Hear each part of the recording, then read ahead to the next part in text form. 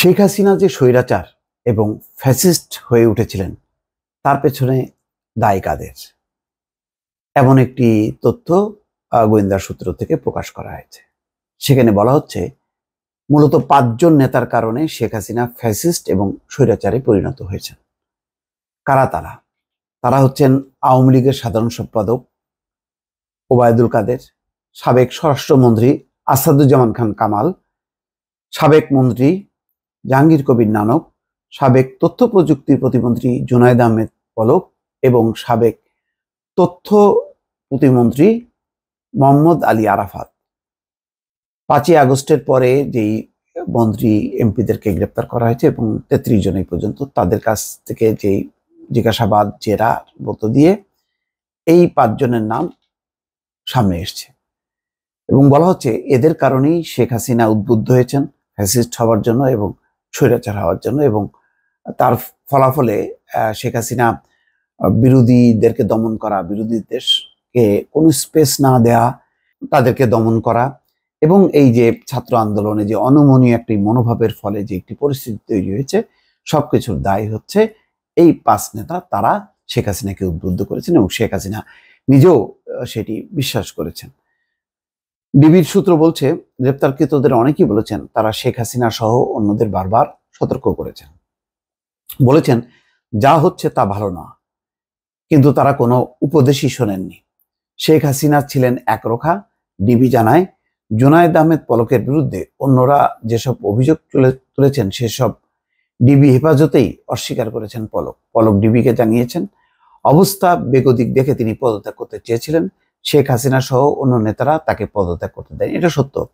পলক কিন্তু তার এলাকায় ক্ষমা চেয়েছিলেন এবং বলেছিলেন যে তিনি পদত্যাগ করবেন, এরকম একটি ভাষণ কিন্তু আছে রেকর্ডে। যাই হোক, আওয়ামী লীগ নেতা জাহাঙ্গীর কবির নানক তাকে গালিগালাজ করেছেন, বলেছেন এই মুহূর্তে মন্ত্রিসভার কেউ পদত্যাগ করলে সরকারের উপর চাপ বাড়বে। ওবায়দুল কাদের তাকে শারীরিকভাবে লাঞ্ছিত করেন। শেখ হাসিনার সামনে পলককে অপমান করা হলেও তিনি কোনো ভূমিকা নেননি, উল্টো তার অবস্থান ছিল নানক কাদেরের পক্ষেই। সাবেক প্রধানমন্ত্রী শেখ হাসিনার উপদেষ্টা সালমান এফ রহমান ডিবিকে জানিয়েছেন 5-6 জন নেতার জন্য দেশে ভয়াবহ পরিস্থিতি সৃষ্টি হয়, আর এই পরিণতির জন্য শেখ হাসিনা নিজেই দায়ী। আসলে 5 জন নেতাকে যাই বলা হোক না কেন, শেখ হাসিনা তো অনেক খোঁজ খবর রাখেন। তিনি কেন খোঁজ খবর রাখলেন না যে পায়ের তলায় মাটির এই মানুষের কোনো পাবলিক সাপোর্ট নেই? হ্যাঁ, এটা ঠিক বুঝতেন যে নির্বাচন যদি সত্যিকারের নিরপেক্ষ নির্বাচন হয় তিনি জিতবেন না, তার সরকার জিতবে না, কিন্তু ওই যে নির্বাচনের পরে কি হবে ওই পরিণতির কথা চিন্তা করে তিনি নির্বাচন দিতেন না। কারণ সরকার পরাজয় হলে তাদের যে কি পরিণতি হবে এটা তারা নিজেরাই তাদের নিজের শাসন দিয়ে সেটা মোটামুটি প্রতিষ্ঠিত করেছেন। যে ধরনের হত্যা, গুম, খুন যখন করেছে, তো প্রতিদ্বন্দ্বী রাজনৈতিক দল যখন ক্ষমতায় আসবে তারা কি সেটা মেনে নেবে, হজম করবে, মাফ করে দেবে? না, প্রতিশোধ নেবে। ওই প্রতিশোধের ভয়েই শেখ হাসিনা নির্বাচন দিতেন না। সালমান এফ রহমান বলেছেন আমি যেহেতু ব্যবসায়ী তাই ব্যবসায়ীদের সঙ্গে আমার বেশি বৈঠক হতো। ওইসব বৈঠক থেকে দেশের অবস্থা স্থিতিশীল রাখার জন্য চাপ দেয়া হতো। আমি ওই চাপের কথা তৎকালীন প্রধানমন্ত্রীকে অবগত করতাম, কিন্তু তিনি পাত্তা দিতেন না। রুদ্ধদ্বার বৈঠকগুলোতে আমাকে রাখতেন না। কারফিউ ঘোষণার দিন ওবায়দুল কাদেরের দেখামাত্র গুলি নির্দেশ এই বিষয়ে প্রশ্ন করা হলে তিনি বলেন আইনগতভাবে এটা বলার সুযোগ নেই। তিনি কেন এই ধরনের কথা বলেছেন তার ব্যাখ্যা তিনি নিজেই দিতে পারবেন। চাইলে তিনি ডিবিকে বলেন যুক্তরাষ্ট্রের সঙ্গে আমার কোনো বিশেষ কানেকশন ছিল না, তারা আমাদের দেশে অনেক বিনিয়োগ করেছে কিন্তু টাকা নিতে পারছিল না, এই কারণে তারা মাঝে মধ্যে আমাকে নক করতো। আসলে সালমান এফ রহমানকে এত খাতির করার পিছনে কারণ হলো সালমান এফ রহমান যাতে তাগাদা দেয় যে যুক্তরাষ্ট্রে যে পাওনাগুলো আছে তাদের কোম্পানিগুলো যারা ব্যবসা করছে সেই টাকাগুলো যাতে তারা পায়। যুক্তরাষ্ট্রের লোকজন কেন বারবার আপনার সঙ্গে বৈঠক করেছে এর ব্যাপারে বলছে যে বৈঠকগুলো ছিল মূলত অর্থনৈতিক বিষয়, ডলার সংকট সহ নানা কারণে যুক্তরাষ্ট্রের বিনিয়োগকারীদের মুনাফা দিতে পারছিলাম না, তাদের সঙ্গে রাজনৈতিক বিষয় নিয়ে আমি কোনো কথা বলতাম না। অর্থ পাচারের বিষয়ে সালমান এফ রহমানও বলেছেন যে কিছুটা দায় স্বীকার করলেও পুরো দায় চাপিয়েছেন শেখ হাসিনার পরিবারের সদস্য ও মন্ত্রিসভার কতিপয় সদস্যের বিরুদ্ধে। শেখ হাসিনা সবকিছু জানতেন বলে রিমান্ড প্রাপ্ত কয়েকজন আসামি জানিয়েছেন। আনিসুল হক আইনমন্ত্রী তিনি বলেছেন সবকিছুর জন্য সাবেক প্রধানমন্ত্রী শেখ হাসিনা এবং তার মন্ত্রিসভার কয়েকজন সদস্য দায়ী। আমি তাকে মাঝে মধ্যে আইনগত বিভিন্ন বিষয় ব্যাখ্যা দিতাম, কিন্তু তিনি এক কান দিয়ে শুনতেন, অন্য কান দিয়ে বের করে দিতেন।